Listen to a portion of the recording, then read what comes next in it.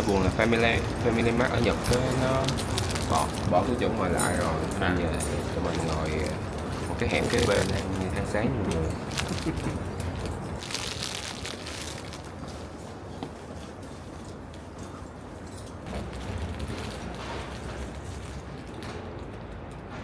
Hôm nay tụi mình sẽ đi một cái day trip xuống Kawagoe, một cái nơi mà có những cái tòa nhà kiến trúc của thời Edo cổ.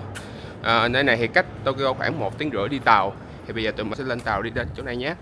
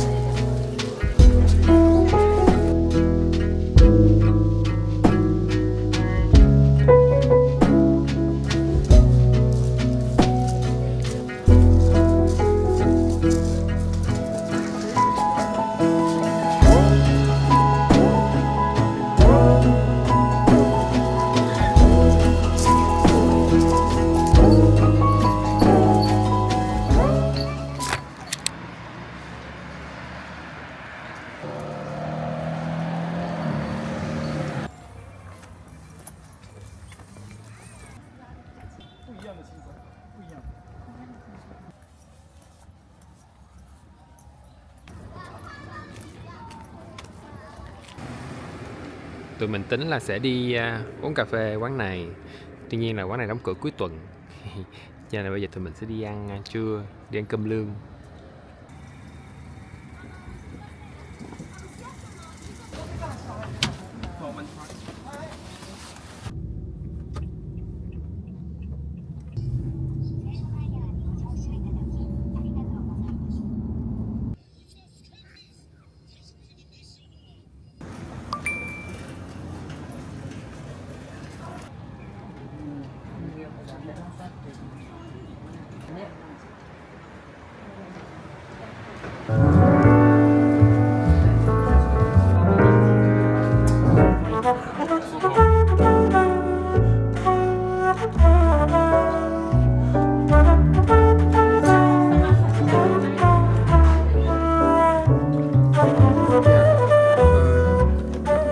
Two deluxe, 2 deluxe, OK。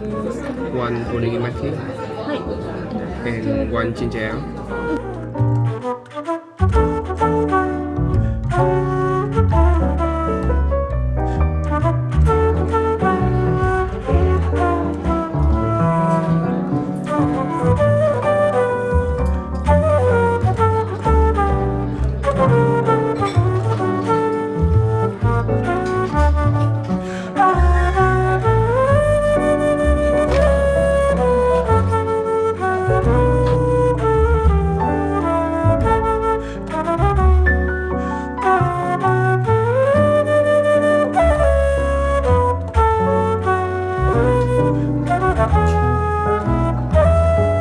Luôn có một cái lớp nướng không một cái khói bên ngoài, nó hơi giòn giòn nhẹ, nhưng mà mình ăn chung với cơm rất là hợp. Nướng nó cũng có vị béo béo nhẹ nữa, rất là ngon. Như mọi người thấy bây giờ ở ngoài là nguyên một hàng dài để chờ vô ăn quán này. Thì nếu mà được thì mọi người có thể tới sớm hơn một xíu ha. Hồi nãy tụi mình vô thì được phát cái thẻ này. Bây giờ mình sẽ đem tới cái quầy để tính tiền. Đây là tổng bill của tụi mình ngày hôm nay cho quán cơm lương. Tổng giá là 10.846 yên, là khoảng 1,7 triệu tiền Việt Nam.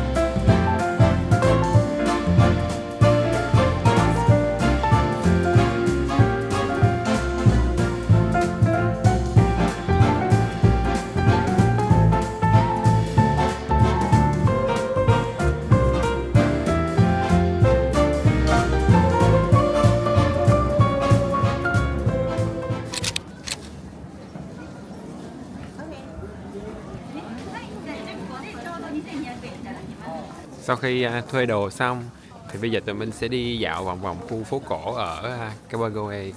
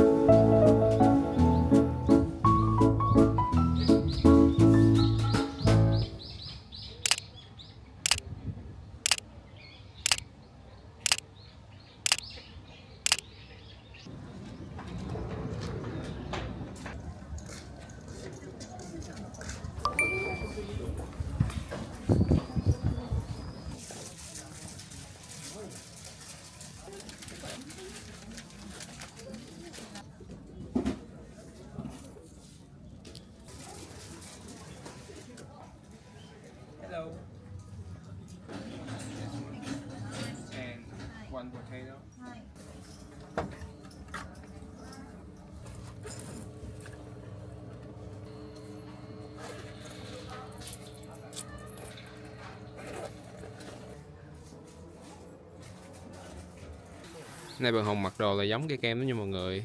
Tím với vàng nha.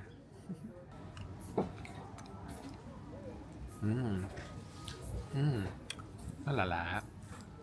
Ngon nha, ngon. Kem khoai lang. Đúng. Khoai lang màu vàng với khoai lang tím. Hàng chỉ ăn do thấy là lạ, nghe mùi thơm khoai lang.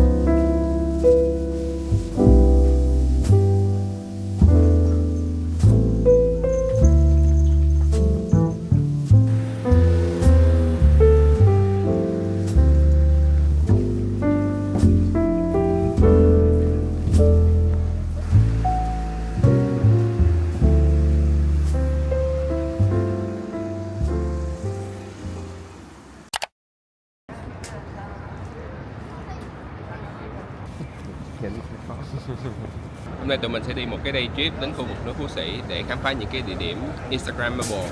Và cái tour này thì tụi mình book trên Klook. Hiện tại thì tụi mình đang ở Shinjuku Center Building và chờ xe đến. Sticker on your clothes here. Okay. Okay.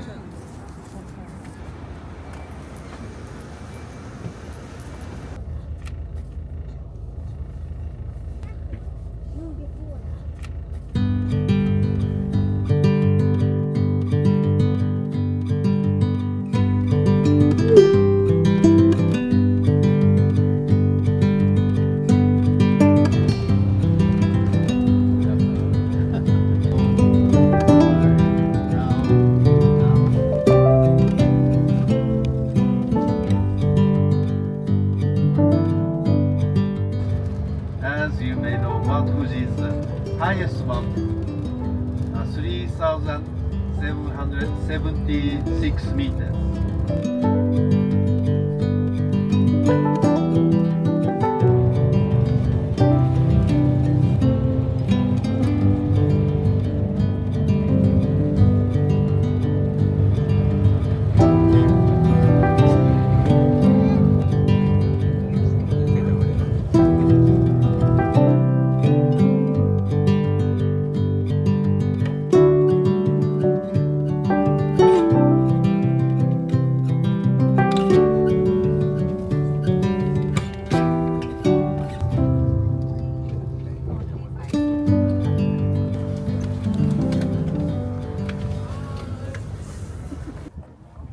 Tụi mình vừa tới điểm check-in đầu tiên ở núi Phú Sĩ.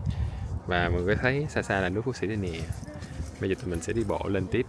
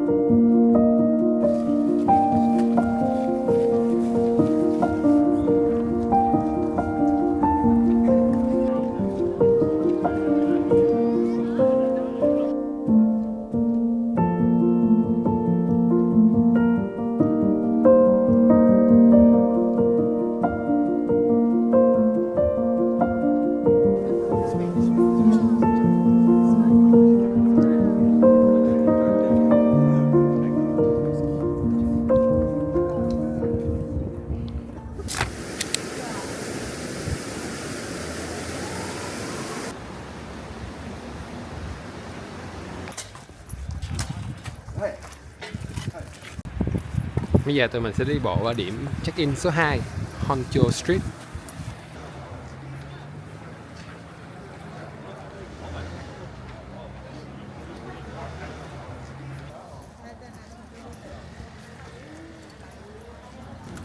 Cái đường kia nó quá là đông mọi người ơi, nên là tụi mình đang đi qua cái đường kế bên cạnh.